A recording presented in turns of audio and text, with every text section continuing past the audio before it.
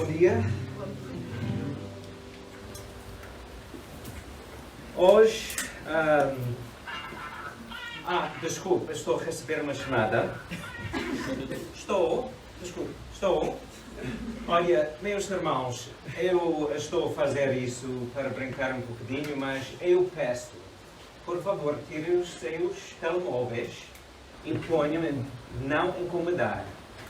Todas as semanas alguém recebe uma chamada porque esquece de pôr o telemóvel e não incomodar.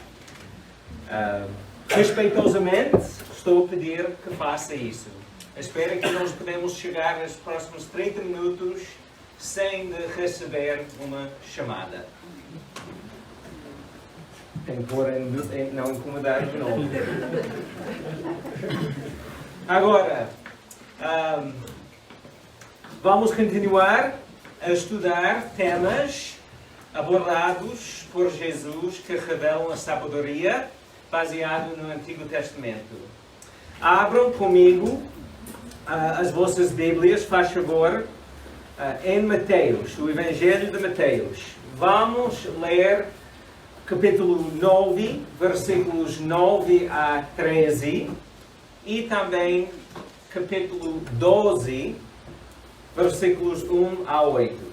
Mateus, capítulo 9, versículos 9 a 13 e depois capítulo 12, versículos 1 a 8. Vamos orar antes de ler. Deus Pai, muito obrigado pela Tua Palavra. Guia este momento de estudar a Tua Palavra. Em nome de Jesus. Amém. Mateus 9, versículo 9.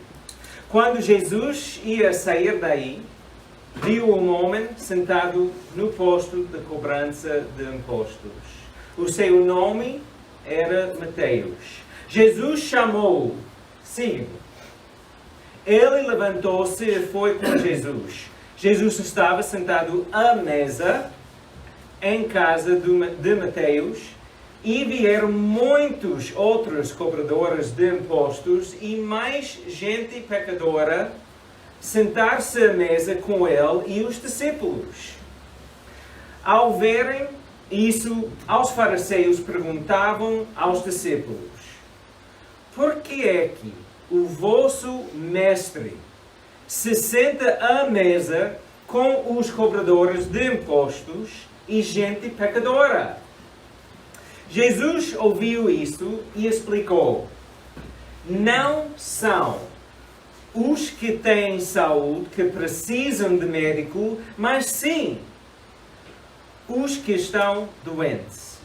Vão aprender o que significa estas palavras das Escrituras. Prefiro a misericórdia e não os sacrifícios. Eu não vim chamar os justos, mas sim os pecadores. Agora, Mateus 12. Mateus 12, versículos 1 a 8. Por aquela altura, Jesus atravessava umas searas durante o sábado. E como os discípulos sentiam fome, começaram a arrancar espigas para comer. Os fariseus, ao reparem nisso, chamaram a atenção de Jesus. Olha, que os teus discípulos estão a fazer aquilo que a lei não permite fazer ao sábado. Jesus respondeu-lhes: não leram o que Davi fez quando ele e os seus companheiros estavam com fome? Entrou na casa de Deus com os seus homens e comeram os pães sagrados. E não lhes era permitido fazer aquilo, mas apenas aos sacerdotes. Não leram também na lei que aos sábados no templo os sacerdotes quebraram a lei do descanso e, no entanto, ficam sem culpa. Pois eu vos digo, o que está aqui é maior do que o templo. Se percebessem o que significa na Escritura, prefiro misericórdia e não sacrifícios. não teriam condenado inocentes. Com efeito, o Filho do homem é Senhor do próprio sábado. Nestes dois textos, Mateus 9 e Mateus 12, quem são as personagens nestes textos? Quem são os personagens nestes textos? É para responder. Bom, Jesus, isso é muito bem na igreja. É muito, se dizer Jesus, sim, amém. Isso, exatamente isso. Sim, Jesus está ali. E quem mais estava ali? Mateus, sim. Quem mais? Fariseus. Discípulos de Jesus. E também pessoas não religiosas. Pessoas consideradas pecadores. Imundas, sim. Discípulos de Jesus, muito bem. Todas essas pessoas estavam ali. E o que aconteceu nos textos? Em Mateus 9, Jesus estava a fazer coisas, ou estava a agir, de uma maneira que pessoas religiosas não aprovaram e não aceitaram. As pessoas religiosas rejeitaram o mover de Deus. Por que estou a dizer isso? Por que digo isto? Jesus, que é Deus, estava a interagir com pessoas que estavam espiritualmente longe de Deus. E as pessoas que, supostamente, estavam perto de Deus, não perceberam o que Deus estava a fazer. Não reconheceram o mover de Deus, a bondade de Deus, o amor de Deus, na ação de valorizar pessoas através de estar com elas e ouvi-las. Irmãos, pessoas ao nosso redor nunca vão perceber que Deus é bom se não as valorizamos com o nosso tempo. As pessoas ao nosso redor nunca vão perceber que Deus é bom se não as dermos ouvidos. A ação de estar com alguém não significa que Jesus aprovava ou aceitava as escolhas, os pensamentos e as ações que a separavam de Deus e da sociedade. A ação que Jesus fez de estar com alguém que outros rejeitaram deu valor à pessoa para que Jesus tivesse a oportunidade de mostrar a bondade e o amor de Deus Pai. Em Mateus 12, vimos algumas coisas interessantes. Jesus estava a fazer algo que os religiosos consideraram trabalhar no sábado, que era proibido fazer. Mas Jesus desafiou o seu entendimento e a sua interpretação. O entendimento dos religiosos e a interpretação que os religiosos tiveram. Ele desafiou eles.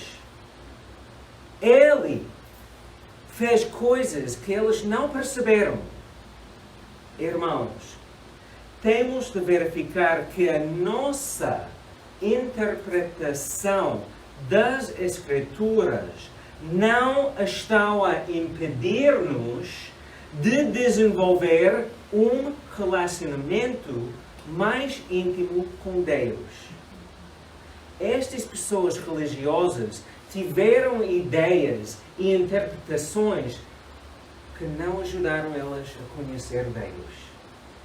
E nós temos de verificar que as nossas interpretações não estão a impedir-nos de desenvolver um relacionamento mais íntimo com Deus.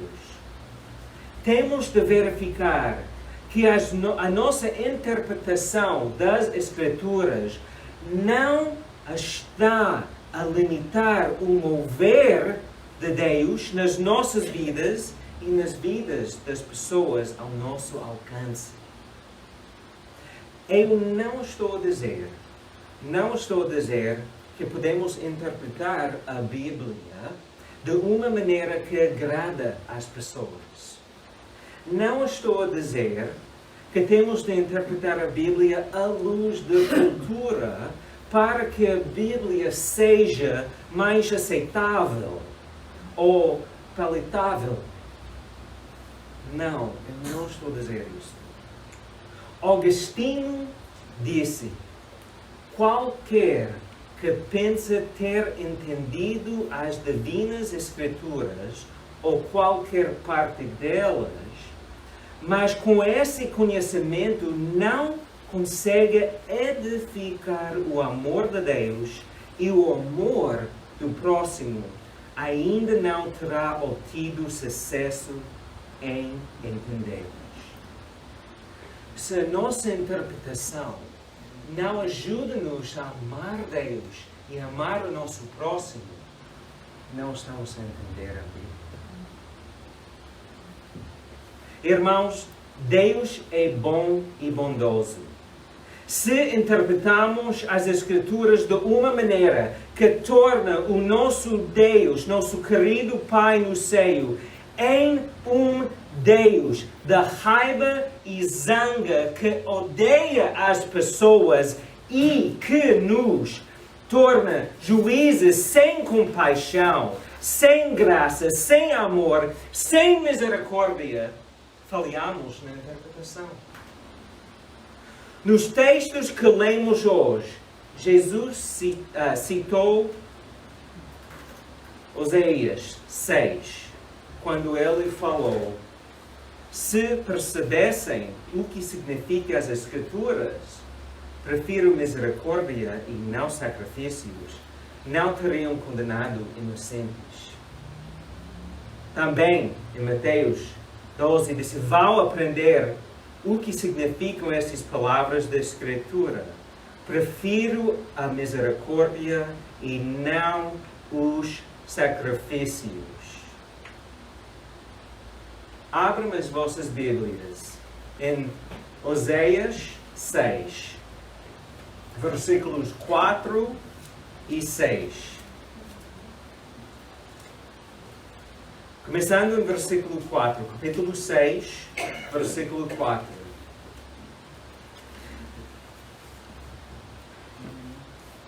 Oséias 6, versículo 4. Mas que há de eu fazer por ti, Efraim? Que farei por ti, Judá? O vosso amor por mim é como a nuvem de manhã, como o orvalho matinal que logo se evapora. Por isso vos ataca com a mensagem dos profetas e vos desfaço com as palavras da minha boca. A minha sentença aparecerá como um relâmpago.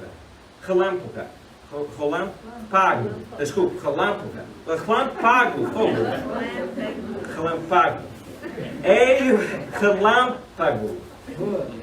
Boa. Agora todos nós estamos juntos. É a bondade que eu quero mais do que os sacrifícios. Vou repetir. É a bondade que eu quero mais do que os sacrifícios. Prefiro que me reconheçam como Deus em vez de me oferecerem holocaustos. Meus irmãos, Deus é bom e Ele é como um pai que cuida, educa e protege os seus filhos. Mesmo que pequenos, Ele odeia o pecado, mas ama o pecador. Ele quer que entreguemos os nossos corações, as nossas mentes, como um sacrifício do amor por Ele. Deus disse, é a bondade que eu quero, mais do que os sacrifícios. Prefiro que me reconheçam como Deus, em vez de me oferecem holocaustos. Por que Deus falou assim? Porque sacrifícios religiosos feitos por obrigação, sem fé, sem amor, sem um coração ou uma mente rendidos à sabedoria de Deus é uma ofensa. É uma consideração a posterior, sem pensar em Deus, sem pensar que Deus é bom e bondoso. Agora, eu gostaria que pensássemos sobre algumas coisas, objeções que pessoas têm em relação à ideia que Deus é bom. Porque nós podemos falar com pessoas e elas dizem, não, Deus não é bom. E elas têm uma lista de razões. Normalmente, o que eu penso, o que eu vi, são 3 coisas que pessoas dizem para reforçar que Deus não é bom. É uma mentira que nós estamos a acreditar. Em que estamos a acreditar. Elas dizem, primeiro, há tanta maldade no mundo. Se Deus fosse bom, iria acabar com a maldade. Outra coisa, segunda coisa, Deus não respondeu às minhas orações. Se Deus fosse bom, iria responder favoravelmente às minhas súplicas. 3. O Deus do Antigo Testamento é um Deus de ira e raiva. Este raciocínio indica que Deus é responsável pelas coisas, que Ele não é responsável pelas tais coisas. Porque a primeira coisa que pessoas dizem, há tanta maldade no mundo. Se Deus fosse bom, iria acabar com a maldade. Isso é um pensamento falso. Não tem lógico. Vamos imaginar que um homem que tem 40 anos maltrata a sua mulher e os seus filhos. Vamos chamar este homem de Senhor Bravo. Depois de uma explosão de raiva, os vizinhos chamaram a polícia e a mulher foi ao hospital. Pela sua proteção e a proteção dos seus filhos, a mulher tomou a decisão de falar com a polícia e denunciar o seu marido, Senhor Bravo. Agora, a polícia vai responsabilizar alguém pelo crime do Senhor Bravo. Mas quem será responsável pelas ações do Senhor Bravo? Quem é responsável? Ele maltratou, bateu, quase matou sua mulher. Quem é responsável? Ele próprio. O próprio Senhor Bravo. Mas por que é que não culpamos os pais do Senhor Bravo? Porque o Senhor Bravo tomou as suas decisões. Ele não é uma pessoa deficiente. É responsável por si mesmo e por suas ações. Então, se não culpamos os pais de um adulto que comete um crime, por que é que as pessoas culpam Deus pelas ações dos seres humanos? Por que é que nós fazemos isso às vezes? Isso não é justo.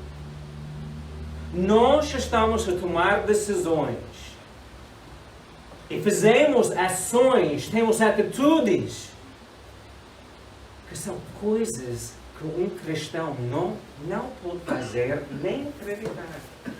Nós estamos a pecar, ou pessoas não cristãs estão a pecar, e nós queremos culpar Deus? Não é justo. Em Provérbios 19, versículo 3, podemos ler o seguinte: uma pessoa pode dar cabo da sua vida por causa da sua insensatez, mas no fim acaba por culpar Deus pelo que lhe acontece. Não é justo, não faz sentido. 2 Pedro 3, versículo 9. Não é que o Senhor demora em cumprir o que prometeu, como alguns pensam. É paciente convosco, pois não quer que ninguém se perca, mas que todos venham a arrepender-se. Muitas vezes Deus não reage, espera, em vez de castigar, porque Ele quer que tal pessoa ou tal comunidade venha a arrepender-se. Venha a Ele. E nós ficamos chateados com Deus, frustrados com Deus. Por que não mata aquela pessoa? Zanca, pá, relava a ver, mata a pessoa, eu estou farto dele. Deus, faça alguma coisa. Onde está a graça nisso? Onde está a misericórdia?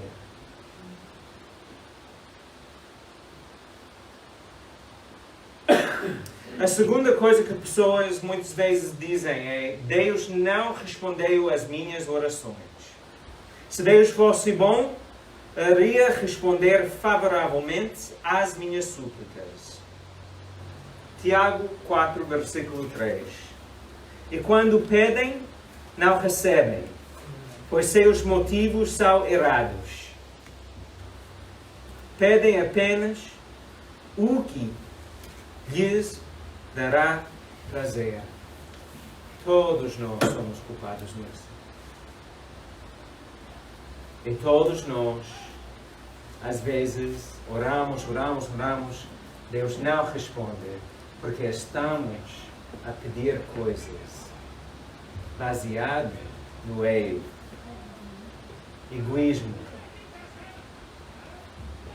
Os nossos motivos são errados. Não estamos a pensar no que é melhor para outras pessoas, nem no que é melhor para o reino de Deus.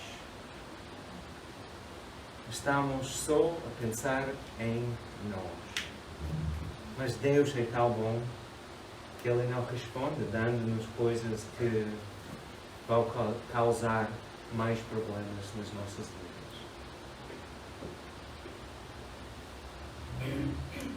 Também, Provérbios 28, versículo 9: aquele que faz ouvidos surdos às exigências da lei torna as suas orações detestáveis. Muitas vezes é possível que Deus não está a responder às nossas orações porque estamos a ignorar o que Ele quer que nós façamos. Nós estamos a pecar. Estamos a negar Deus através das nossas próprias vidas.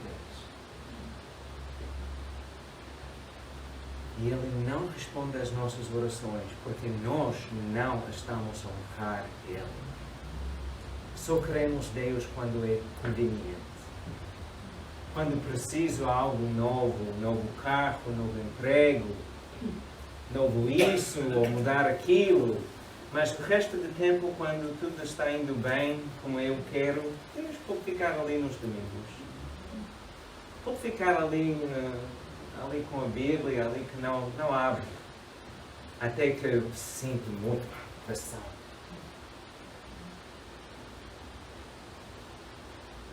Também Mateus 7, versículo 11, que eu gosto muito. Aliás, versículos 9 a 11, que eu gosto muito. Qual de vocês que seja pai seria capaz de dar uma pedra ao filho quando este lhe pedisse pão? Ou quem lhe daria uma cobra quando lhe pedisse peixe? Ora, se vocês mesmos sendo maus, sabem dar coisas boas aos vossos filhos, quanto mais o vosso Pai, que está no céu, dará coisas boas àquelas que lhes pedirem. Nós temos de confiar mesmo em Deus. Se Ele não está a responder às nossas orações, temos de avaliar porquê. Talvez o momento não está certo. Não é melhor para seu reino. Talvez não seja melhor para nós. Talvez estamos a ignorar Deus. Talvez estejamos a viver por nós mesmos. Talvez Ele esteja a nos proteger de uma coisa má. Porque estamos a pedir na nossa ignorância.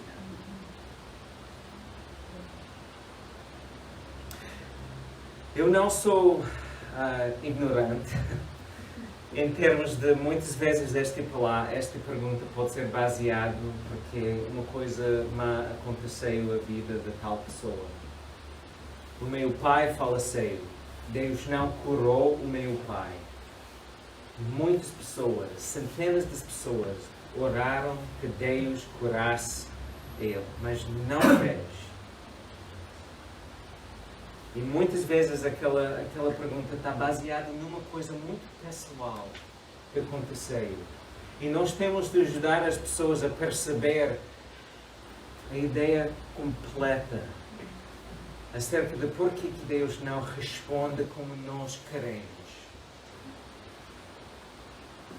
Muitas vezes a melhor coisa não é o que nós estamos a perceber nem querer. Não estou a dizer que é fácil. Quando Deus responde não, ou quando Ele não responder. Percebem o que estou a dizer? Eu lembro-me, vou continuar a falar sobre isso só um pouquinho. O Jeremias que está aqui, depois de nascer, 2 dias, ele estava mesmo doente. Nós estivemos em Maputo, uma casa de hospedagem, por causa do facto que a nossa casa ficou 2.000 quilómetros mais para o norte, onde o hospital não era muito bom. Então fomos para Maputo para a minha mulher dar à luz. Jeremias estava tão doente, nós corremos ao hospital. Eu lembro-me a perguntar ao Rony: ainda está a respirar? Ele ainda está a viver? Deus não curou ele através de uma milagre. Graças a Deus, aquele hospital teve antibióticos que ajudou Jeremias. Outra vez, o Josias, ele estava doente durante muitas semanas. E organizamos a evacuação, para evacuar ele para a África do Sul.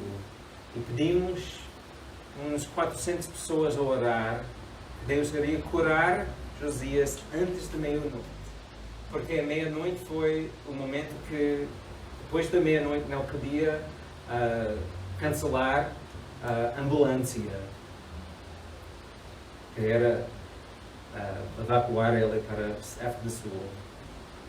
Às 4 para a meia-noite, acordei-me, estava dormindo num sofá, Josias no outro sofá. Sempre estava a controlar a febre dele. Às 4 para a meia-noite, febre baixou, desapareceu. As dores desapareceram. No dia seguinte, ele estava curado. Deus usou uma milagre. Eu não posso explicar porque que ele fez isso. Mas o que eu posso fazer é agradecer a Deus. E vocês lembram que a Carolina, a nossa filha, sofreu, as pessoas novas não, mas há 7 anos que ela sofreu uma queimadura no couro cabeludo dela. Até hoje ainda tem ferida, não curada. Por que Deus não respondeu às nossas orações? Deus cura a nossa filha. Cura aquela ferida. Eu não posso responder. Mas o que eu sei? Através da Bíblia, através das minhas próprias experiências com Deus, Ele é bom. E o que é melhor para seu reino, não percebo porquê, era curar Josias através de uma milagre, usar medicina como Jeremias e não curar Carolina, a ferida dela. Mas um dia eu vou, talvez vá saber porquê. Mas o que eu sei hoje, minha experiência, o que a Bíblia ensina, Deus é bom. E Ele é bondoso. E eu posso confiar nele. Temos de parar de pensar que Deus tem de responder às nossas orações como nós queremos.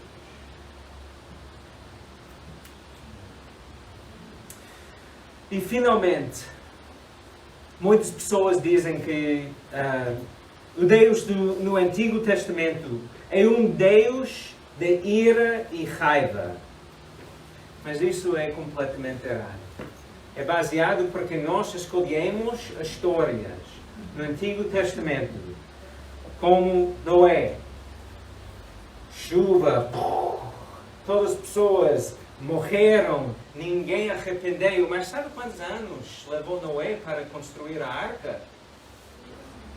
Quantos anos? 120. Paciência. Nossa, o nosso Deus tem paciência. 120 anos, Noé construir uma arca, e antes disso ainda estava a falar com pessoas sobre Jesus, sobre Deus. E Deus deu 120 anos. Isso não é um Deus da raiva e zanga. Isso é um Deus misericordioso. Também falamos muito sobre aquelas duas cidades, como se chama? Exatamente, que Deus, pimba, morreu toda a gente e eles, raiva e... Irmãos, quantos anos as pessoas ali estavam a agir contra Deus?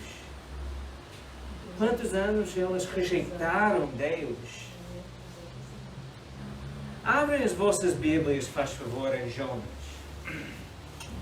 Jonas, capítulo 3 e 4.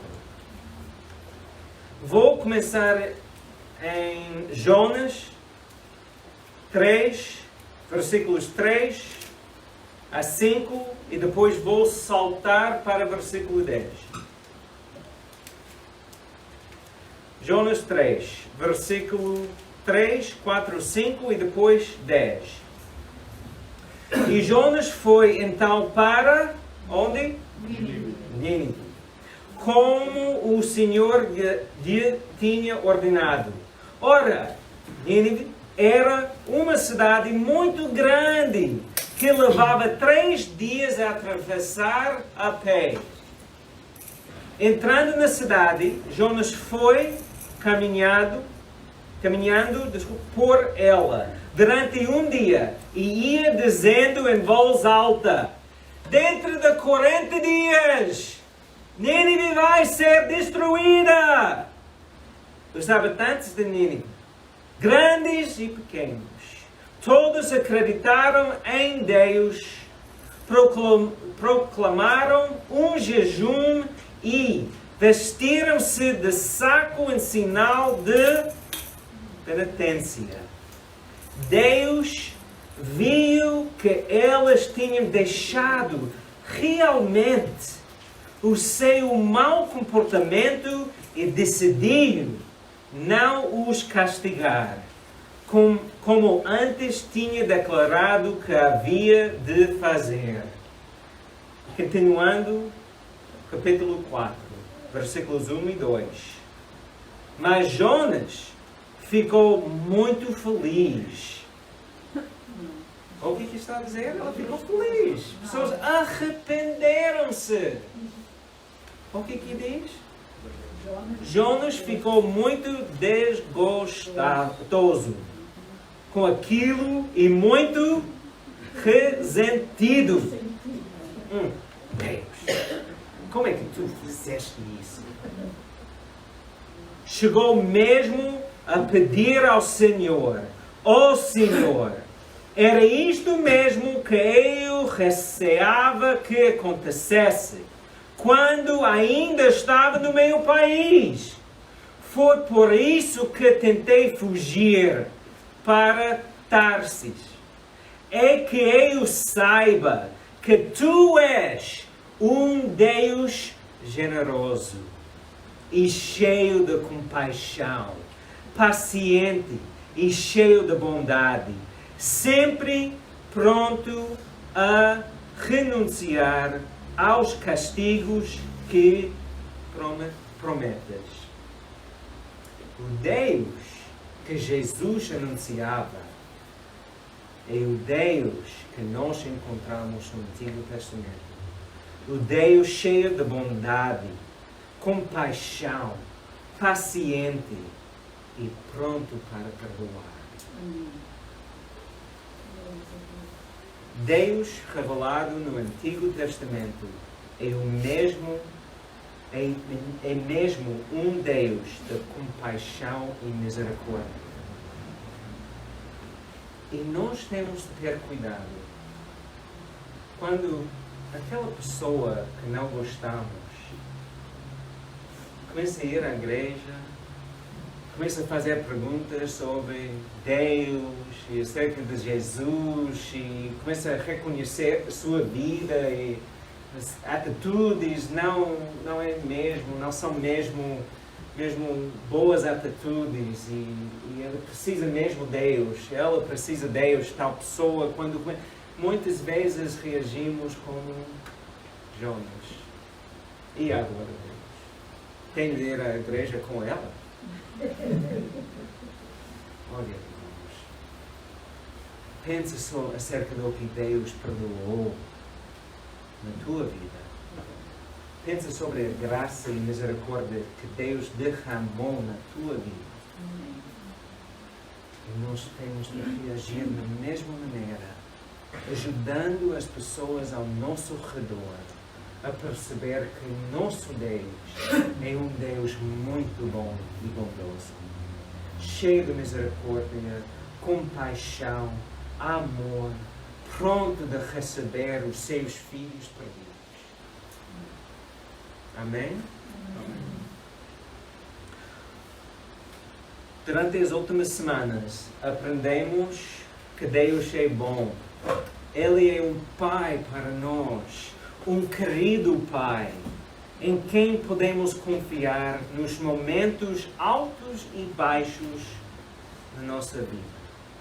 Temos de verificar que não estamos a viver e crer de maneiras que afastam as pessoas de Deus por causa das nossas ações.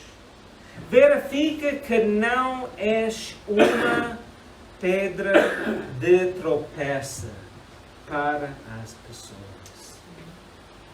Se as pessoas têm problemas com Deus, baseados no facto de que Ele designou certas ações e atitudes como pecado, isso está com elas.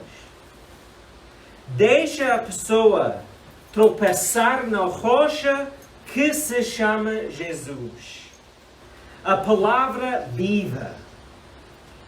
Mas quando alguém tropeça em Jesus, tu tens de ajudar a pessoa a se levantar.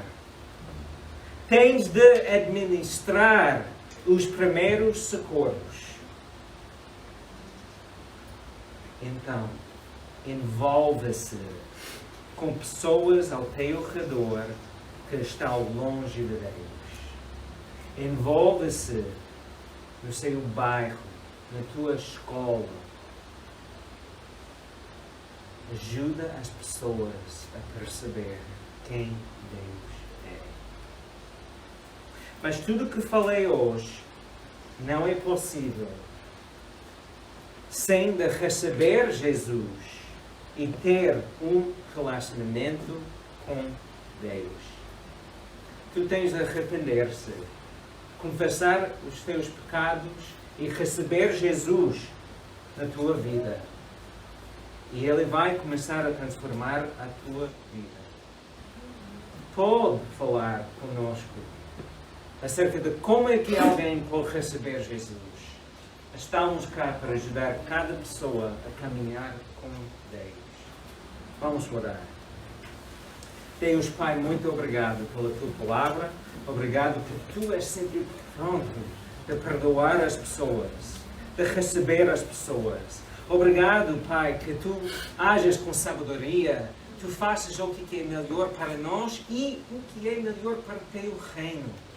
Ajuda-nos a acreditar nisso.